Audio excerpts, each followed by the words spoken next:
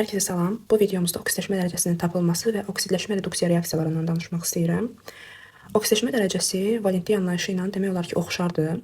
Həmçinin oksidləşmə dərəcəsində də sabit və dəyişkən oksidləşmə dərəcəsi mövcuddur. İlk öncə sabit oksidləşmə dərəcəsinə malik olan elementləri izah etmək istəyirəm. Litium, natrium, kalium, rubidium, sezium. Bunların hər biri müsbət bir oksidləşmə dərəcəsinə malikdir. Beridium, magnezium, kalsium, stronsium, barium. Bu elementlərin hər biri müsbət 2 sabit oksidləşmə dərəcəsinə malikdir.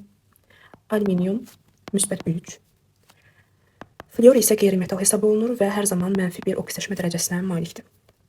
Bəs bu elementlərdən başqa dəyişkən oksidləşmə dərəcəsinə malik olan elementləri necə tapaq? Bilirsiniz ki, elementlərimiz metal və qeyri-metal olmaqla iki yerə bölünür. Metallarda maksimum oksidləşmə dərəcəsini tapan zaman yerləşdiyi qrupa baxırıq. Yəni, hər hansısa bir metalın, məsələn, ferium, onun maksimum oksidləşmə dərəcəsi yerləşdiyi qrupun nömrəsi olacaq. Yəni, ferium 3-cü qrupda yerləşir, maksimum oksidləşmə dərəcəsi olacaq müsbət 3. Yazıram, ferium yerləşdiyi qrup 3-cü qrupdur, maksimum müsbət 3 oksidləşmə dərəcəsinə malik olacaq. Metallarda minimum oksidləşmə dərəcəsi isə hər zaman 0-dır. Yəni, feriumun da minimum oksidləşmə dərəcəsi olacaq 0. Qeyri-metallarda isə maksimum oksidləşmə dərəcəsi metallarda olduğu kimi yerləşdiyi qrupdur. Məsəl üçün, karbon 4-cü qrupda yerləşir və maksimum müsbət 4 oksidləşmə dərəcəsinə malik olacaq. Minimum isə yerləşdiyi qrupdan 8 çıxmaqla tapacağıq. Yəni, karbon maksimum müsbət 4 idisə, minimum olacaq müsbət 4 çıxılsın 8, yəni mənfi 4. Bu da belə. Bəli, növbəti hissə isə mürəkkəb maddədə müəyyən olunmuş elementin oksidləşmə dərəcəsinin tapılmasıdır. Məsələn, H2SO4 birləşməsində bizə məlum olmayan kükürdün oksidləşmə dərəcəsidir. Ona görə onu X kimi işarələyirik. Oksigen birləşmələrdə adətən mənfi 2 oksidləşmə dərəcəsinə malikdir, hidrogen isə müsbət 1. Və qaydamız belədir ki, mürəkkəb maddədə elementlərin oksidləşmə dərəcələrinin cəbri cəmi 0-a bərabər olmalıdır. Yəni, hidrogenin oksidləşmə dərəcəsi vurulsun, onun indeksi müsbət 1, bu 2. Üstəgəl, kükürdün oksidləşmə dərəcəsi X, üstəgəl, oksigenin oksidləşmə dərəcəsi vurulsun, onun indeksi. Və bunların hər birini toplayıb 0-a bərabər edirik. 2 üstəgəl X çıxılsın 8 bərabərdir 0, X bərabərdir müsbət 6. Biz artıq bu birləşmədə kükürdün oksidləşmə dərəcəsini tapdıq. Artıq mövzumuzun əsas hissəsi olan oksidləşmə reduksiya reaksiyalarına keçid alırıq. Oksidləşmə reduksiya reaksiyası o deməkdir ki, oksidləşmə dərəcəsinin dəyişməsi ilə gedən reaksiyalara biz oksidləşmə reduksiya reaksiyaları deyirik. Və bunu yadda saxlayın ki, bəsit maddələrin iştirakı ilə gedən bütün reaksiyalar oksidləşmə reduksiya reaksiyalarıdır. Misal üçün, əmsallaşdırırıq. Gördüyünüz kimi bəsit maddələr verilib. Onların oksidləşmə dərəcəsi hər zaman 0-dır. Bəsit maddələrin oksidləşmə dərəcəsi hər zaman 0-dır. Amma alınan maddə mürəkkəb maddə olduğu üçün oksigen mənfi 2 oksidləşmə dərəcəsinə malikdir, kuprum isə müsbət 2 oksidləşmə dərəcəsinə malik olacaq. Və gördüyünüz kimi oksidləşmə dərəcəsi dəyişib və bu səbəbdən biz bunu oksidləşmə reduksiya reaksiyası adlandırırıq. Elektronun verilməsi prosesi adlanır oksidləşmə prosesi.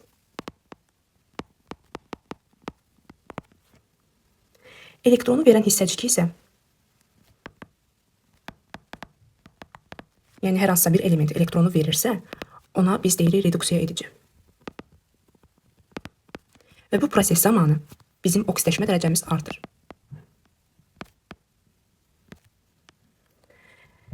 Elektronun birləşdirilməsi, yəni elektronun alınması prosesi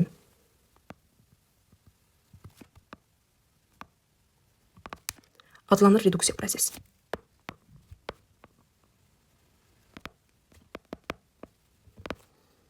Elektronu birləşdirən hissəcik, başqa sözlə desəm, elektronu alan hissəcik.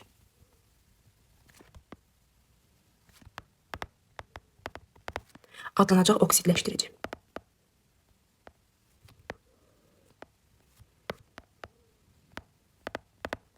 Və biz bu proses zamanı oksidləşmə dərəcəsinin azalmasını müşahidə edəcəyik.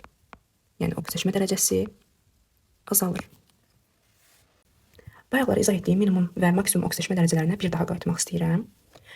Toxunmaq istəyirəm karbonun oksidləşmə dərəcələrinə. Karbon.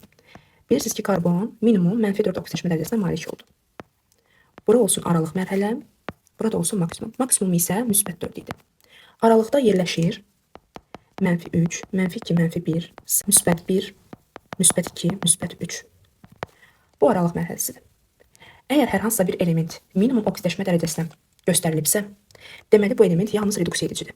Topluda bunun çoxlu testləri var, ona görə diqqətli olun. Əgər aralıq mərhələ göstərilirsə, həm reduksiya edicidir və həm də oksidləşdiricidir. Amma yalnız maksimum oksidləşmə dərəcəsinə malik olduğu göstərilibsə, deməli həmin element yalnız oksidləşdiricidir. Dərsimizin ən önəmli hissələrindən biri olan oksidləşmə reduksiya reaksiyalarının əmsallaşdırılması hissəsini keçid alırıq. Bunun üçün bir reaksiya nümunəsi yazacağım və onun üzərində necə əmsallaşdırıram hamısını izah edəcəm. Reaksiyamız olsun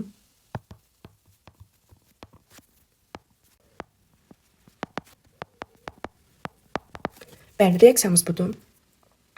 Bu reaksiyada əmsallaşdırmadan qabaq hansı addımları yerinə yetiririk? İlk öncə oksidləşmə dərəcələrini qeyd edirik bütün elementlərin. Fosfor bəsit maddədirsə 0 olacaq. Bu birləşmədə bizə məlum olmayan xlordur. Bayaqki qaydaya əsasən xloru hesablayıb müsbət 5 tapırıq. Burada da xlor məlum deyil. Kalium müsbət olduqda xlor olacaq -1. Burada da fosfor müsbət 5 olacaq. Dəyişən oksidləşmə dərəcəsi olan elementləri qeyd edirik. Yəni fosfor 0-dan fosfor müsbət 5-ə gəlib. Xlor müsbət 5-dən xlor -1-ə gəlib. Onları qeyd edirəm. Xlor müsbət 5-dən xlor -1-ə gəlib. Neçə elektron alıb ki, -1 olub? Müsbət 6 elektron. 6 elektron almış olur. Bəs fosfor, burada fosforun indeksini də nəzərə alacağıq. Fosfor əgər 0-dan müsbət 5-ə gəlibsə, indeksinə fikir verməsək, deyirik ki, 5 elektron verib. Yazırıq. Amma indeksdə 2 olduğu üçün mən bunu 2-yə vurmalıyam. Yəni olmuş olur burada 6, burada da 10. İxtisar eləyirəm. Olur 3, 5. Və əmsallaşdırmaq üçün bunları tərsinə yazmam mütləqdir. Xlora düşəcək 5, fosfora düşəcək 3. Və əmsalları gəlib qeyd edirəm. Xlora dediksə 5 düşürsə, deməli bura 5 yazıram. Fosfora 3 düşürsə, bura 3 yazıram. Daha sonra isə qalanları tamamlayıram. Bura 6 olacaq, burada 5 olacaq. Və bu da bizim əmsallaşdırmamız oldu. Olduqca sadədir. Mürəkkəb testlər olacaq təbii ki, amma onları yazıb praktik eləməkdən çəkinmirik. Son olaraq isə keçid alırıq oksidləşmə reduksiya reaksiyalarının növləri. 4 növümüz var. İlk növümüz aiddir molekullar arası. Molekullar arası növdə bundan bəhs edir ki, oksidləşdirici və reduksiya edici ayrı-ayrı element atomları olub. Reaksiyaya daxil olan fərqli molekulların tərkibində olur. Bunu reaksiya üzərində izah eləsəm,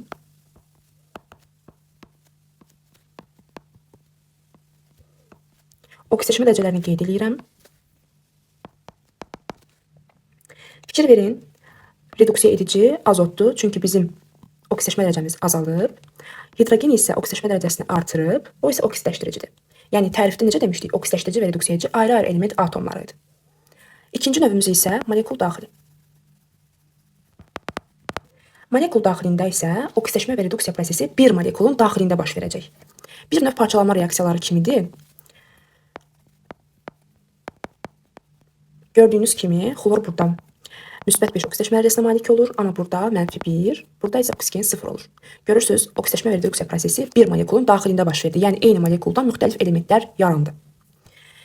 Üçüncü növümüz isə disproporsiya. Yəni öz-özünə. Disproporsiya. Burada isə eyni element atomları özlərini həm oksidləşdirici, həm də reduksiya edici kimi aparır. Yəni, yenə də eyni reaksiyanı yazacağım. Fikir verin, burada xlor müsbət 5-dir, burada -1, amma burada isə müsbət 7 olub. Yəni həm oksidləşdirici, həm də reduksiya edici olub. Və bu qaydaya biz deyirik disproporsiya.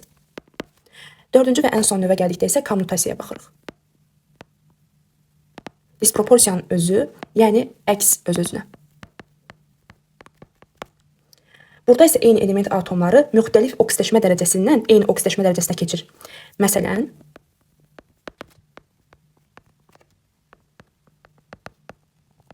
fikir versəz, xlor burada müsbət 5, burada -1, burada isə 0 olub. Yəni, müxtəlif oksidləşmə dərəcələrindən eyni oksidləşmə dərəcəsinə keçid alıb.